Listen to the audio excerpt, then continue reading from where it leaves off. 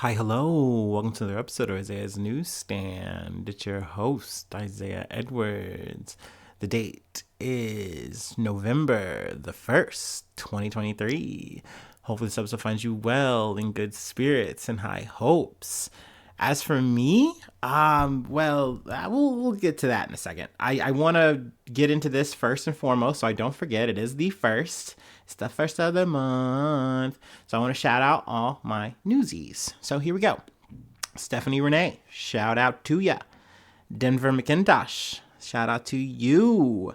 And then also Edward Haas, leader of the Commanders Conclave. Hopefully, if you haven't checked out Commanders Conclave, it is a Commander Magic the Gathering thing I'm talking about here, where what is it? Edward.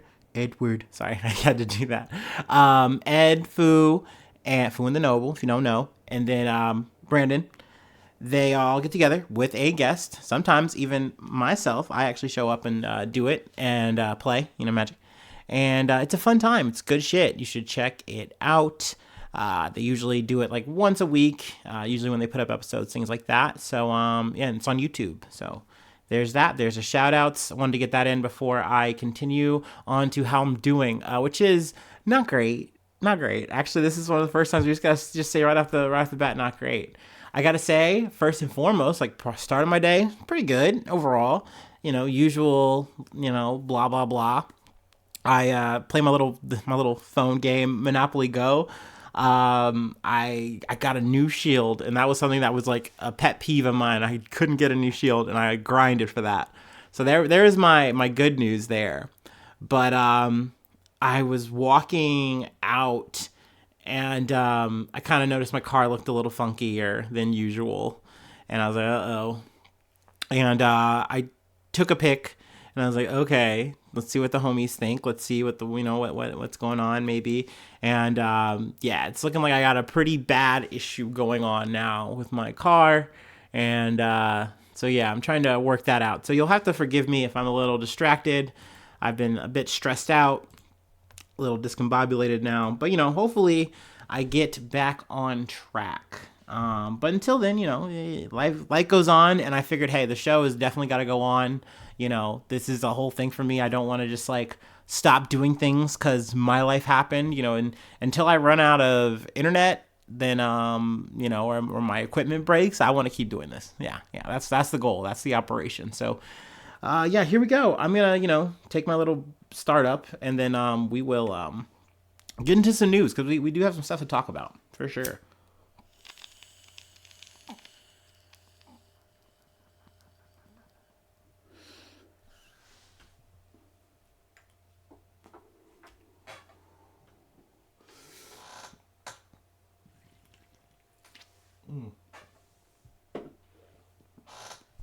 Okay.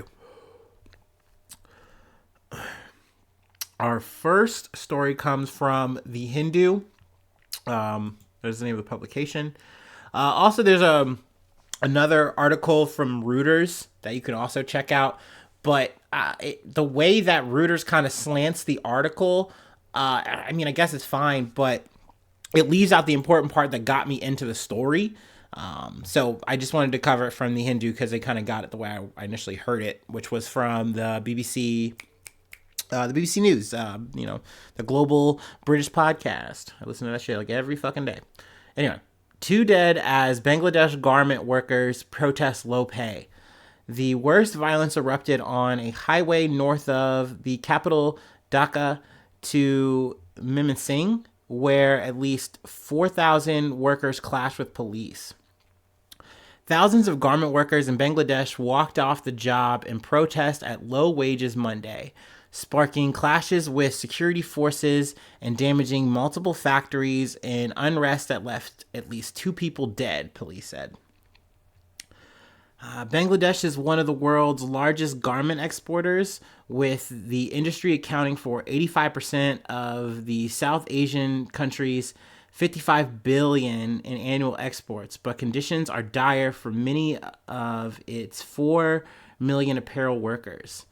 Something I'd heard from the BBC broadcast was they make about $75 a month, And essentially what they were asking for was like, you got to get this to at least like 250. Like that we cannot work unless we're getting these kind of money metrics, which is like, when you think about that, it's like, and these are the kind of clothes that I believe goes to like H&M, maybe even like Levi, like they do list this in this article, but it's like one of those things where it's like, so it's like, damn, like essentially, you know how capitalism works. They get to buy low and then sell at whatever price they want. In the situation where like H&M, you can kind of sell it obviously for a lot of lower prices and say, hey, these are just nice little, seasonal things that you can buy that'll always kind of work for you, little trendy things. And then there's also, maybe in the case of like Levi Strauss, they're going to upcharge the fuck out of that, dude. Like, oh yeah, you're getting Lastum quality signature denim. Yeah. And hey, if I'm getting the Levi Strauss thing wrong, sorry, you can cook me on that. My bad. But, yeah, protests erupted over the weekend after Powerful Manufacturers Association offered a 25% raise, ignoring union demands for a new minimum basic wage of 23,000 taka, nearly threefold increase. But yeah, I mean, those are the prices I'm talking about, or that's the money I'm talking about, like about $250 a month you're asking for. Like, that is not much, and essentially, they're like, no, we can't. And then it's like, the police are saying, well, they were throwing rocks at us. They like hurled rocks at us and it like looked like rain. Like they're like describing this like 300 like kind of thing. I'm like, you guys are police and like fucking riot gear as far as I'm concerned. You guys can handle, you can muster. But I mean, they responded shooting rubber bullets. But one garment worker was injured during the clashes and he died as he was taken to a hospital, said Sawar Alam, chief of industrial police unit in Gazipur. One worker of ABM Fashions died from suffocation after the fire spread to the first three floors. Gazipur Fire Service Chief Abdullah Al Farin told AFP. And then we rescued another worker alive. So, I mean, things are definitely getting crazy. I know in the other article from Reuters, they talk about like, people throwing rocks and taking out buses and shit. So yeah, I mean, I just wanted to at least cover that, at least get my toehold there. I mean, it's definitely big fucking shit. It is sad that you have a situation where literally unions are trying to work with, these industries, and essentially they're just not negotiating. And then you have, protests where it's like, okay, well then we'll just do this way. And the police get involved. And then the police start cracking heads and cracking skulls. And this is a tale that is old as time. It is very hard to combat this, and I, salute the people trying to do their best to do so. Because all we're trying to do is just get a fucking living wage out here. You know what I mean? And what they are fighting for is not unreasonable. It's just not. I know sometimes people hear numbers and I'm like, whoa, but like literally what these people are working for, it's like, what are we getting? You know what I mean? Like, it's insane. Anyway, let's go ahead and move along.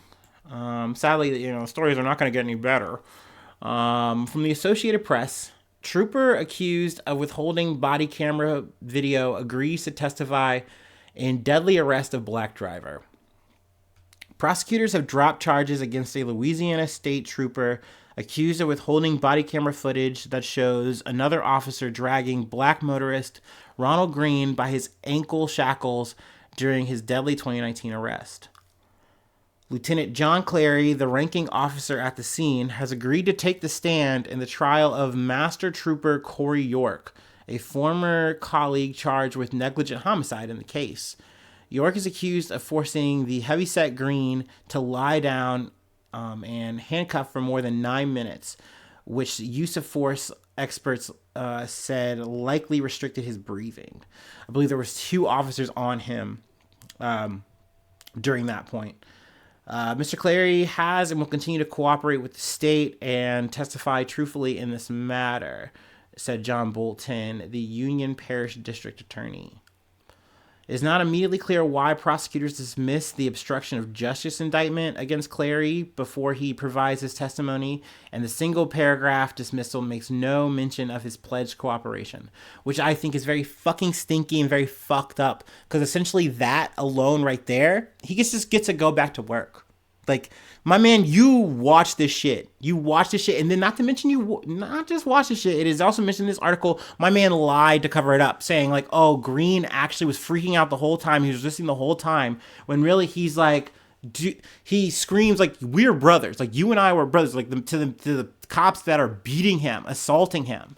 It is also, the initial take was like, oh, it was the crash that did this, which is just a constant, fucking ploy that gets used by law enforcement. It's like, oh, it was the drugs. He was on drugs. He was just too fucked up, and that's what happened. It wasn't us, like, actually leaning and kneeling and doing, like, illegal fucking takedown procedures on someone. No, it wasn't that. No.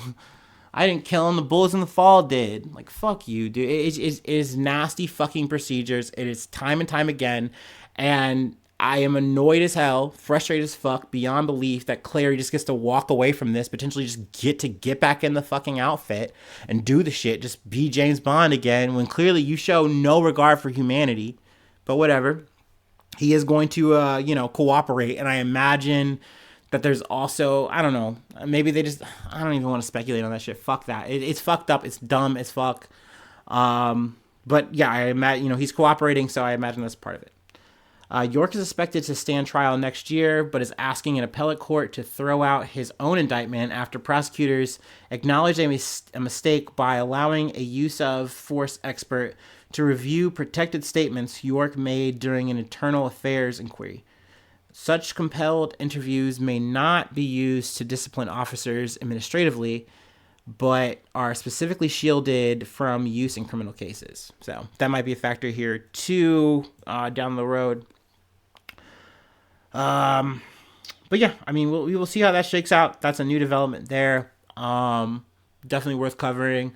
And, obviously, like, I'm annoyed with the situation at hand. Also, I think it was like Chris Harpin,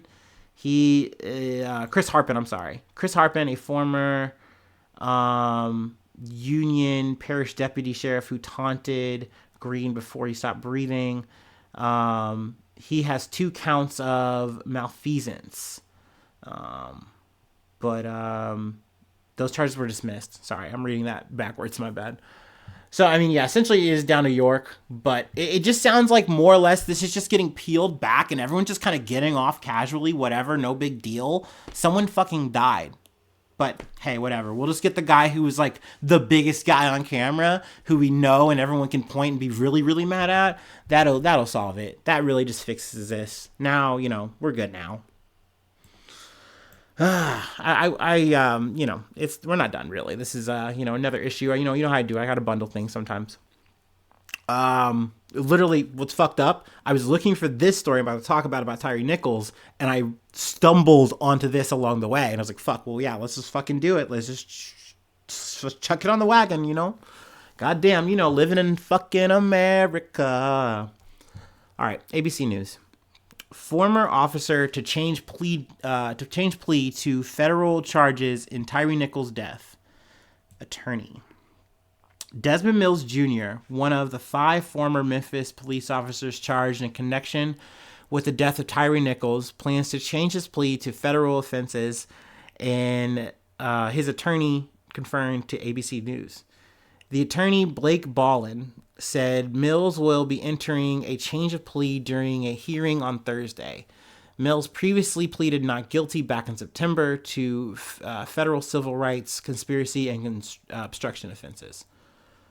Nichols died on January 10th, 3 days after a violent confrontation with police following a traffic stop. The federal indictment alleges that Mills, along with Tadarius Bean, Demetrius Haley, Justin Smith, and Emmett Martin III, deprived Nichols of his constitutional rights during the confrontation, which is very much saying it very lightly. Let's see.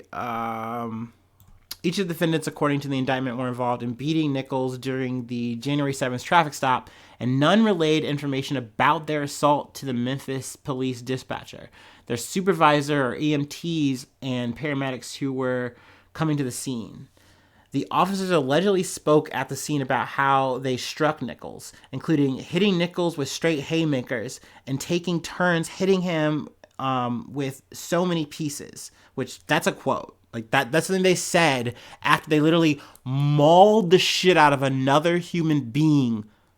And I gotta mention too, this is on their body cameras. This is on street cameras. This was down the street from the man's house. They had to do this shit to him. This is what the Scorpion unit just fucking did. I mean, this is some shit we've already covered. I've fucking shed tears over this shit. It is very goddamn infuriating.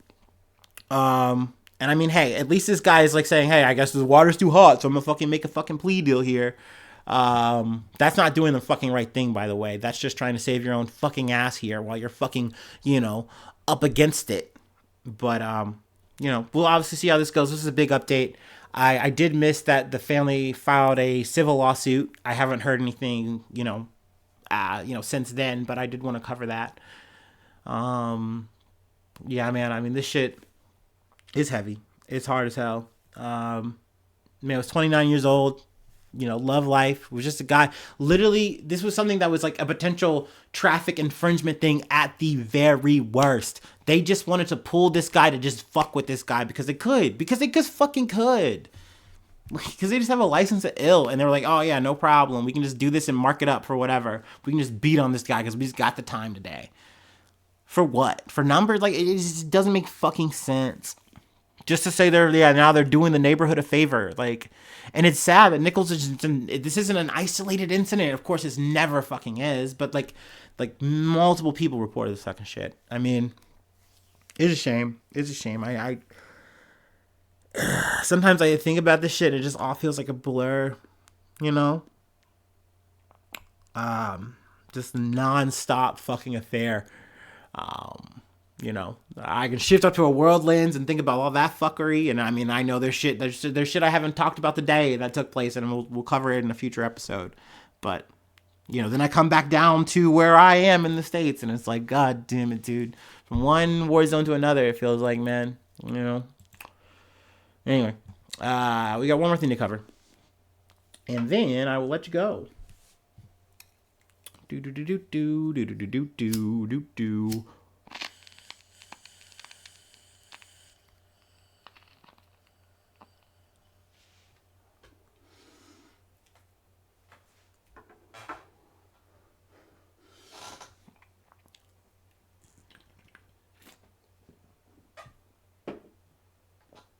Oh yeah. Okay. All right. From the Associated Press, police say armed man killed himself instead of carrying out apparent plan to attack amusement park. A heavily armed man killed himself rather than carry out an apparent plan to shoot up a mountaintop amusement park in Colorado. His body discovered in a bathroom next to the words scrawled on the wall, "I'm not a killer," authorities said on Monday. Diego Biares Medina, 20 years old, was found dead in a woman's bathroom at Glenwood Caverns Adventure Park by a maintenance crew on Saturday morning before the park opened to the public. He died of a self-inflicted gunshot wound to the head. Garfield County Coroner Robert Glassmeyer said. Medina apparently entered the park while it was closed, armed with an AR-style rifle, a semi-automatic handgun, and explosives, and was wearing body armor and tactical clothing similar to what police SWAT team members might wear, authorities said. Also, it said further on in an article that the explosives were mixed with fake and real ones, so that was weird. That he almost wanted filler, and that also he planted some around the amusement park. But the full message said, "I am not a killer. I just wanted to get into the caves." That was written on the bathroom wall, though they do say that they couldn't verify that he was the one who initially wrote that. But it's insinuated that he is. But that he did write that. But yeah, and there are also caves in that amusement, but it does seem like that was his intent, was to shoot up the place. But he decided that I'm not going to do that. I'm just going to, and when I just saw that part of it, I was like, I definitely want to talk about this because I mean, we've covered so many shootings, so many, and it looked like this guy was looking to do that, and then at the last minute was like, I'm just not. And to take this line, I'm not saying is a good thing. At the end of the day, there are resources out there, and I know that it sounds like cheesy as fuck, cliche as hell, but like there are places to reach out, even if you are alone. This is something that, me, a person who is a very much a lonely guy, shit gets rough, shit gets tough, but it is not wrong to reach out for help. There are people out there that, are willing to give you that, at least give you the place to like swim out of it. You know what I mean? And like, then you can try to get to terra firma and work from there. But, and I do want to plug those just, before I get in the weeds. And, the 998 Suicide and Crisis Lifeline can be reached by calling or texting 988 or through chatting at 988lifeline.org. So just, want to throw that out there. I'm not trying to fucking logic you or anything like that. But, and reach out to friends, talk to people. Like, these things are important. And I know, like, once again, we talked about a guy in Maine, and it's like he did take those steps, and like, yeah, he still had that snap. But at the end of the day, yes, it does fall down to you and your responsibility to be like, yo, I know what I'm thinking and wanting to do is wrong, and I need to stop that. And yes, I know I'm not a licensed therapist, please, obviously, but like, pull yourself, you got to reach out for help, please. I just cannot stress that enough. I know that shit gets dark, shit gets deep, but you're never completely and solely alone. And, taking your own life, that's nothing. It's not nothing. You know what I mean? Like, it feels like that in the moment, and it's like, no, but there's just so many ramifications from that. I just, know from experience and losing loved ones and things of that nature. You carry that with you for the rest of your life. And, definitely condolences to the family. And, he lived, I believe, his, a sibling and his mother, and there weren't any signs or anything like that. But, yeah, I mean, it's just really unfortunate. I wish I had a better, more eloquent way to close this shit out. But, just definitely just cannot stress that enough. You're just not alone out there. There's always somebody. You can always reach out and, get back. So, whew, what a episode. I gotta do the thing now where, capitalism or whatever, man. Yeah. Patreon.com/Isaiah News. If you'd like to support the effort, help Isaiah with his, problems fund sometimes. That's sometimes how it works, But really, this is, so far, it just helps me with research and things of that nature. And, and just Patreon is cool. I like being on there, and you guys just showing your support really does mean a lot. It really is heartwarming in my hard times. But yeah, patreon.com/Isaiah News. If you'd like to support the effort, I shout you out, do that little plug there. If you'd want to, feedback, IsaiahNews1@gmail.com. And then also I'm on all the socials. You can just hit me up there, hit up the podcast there. Hopefully you're subscribed to the YouTube already. Hit that thumbs up, all that, bells, whistles, whatever feed you're getting this off of, app, what have you. And yeah, hopefully I see you soon for some more good news. I love you. Bye-bye. Mwah.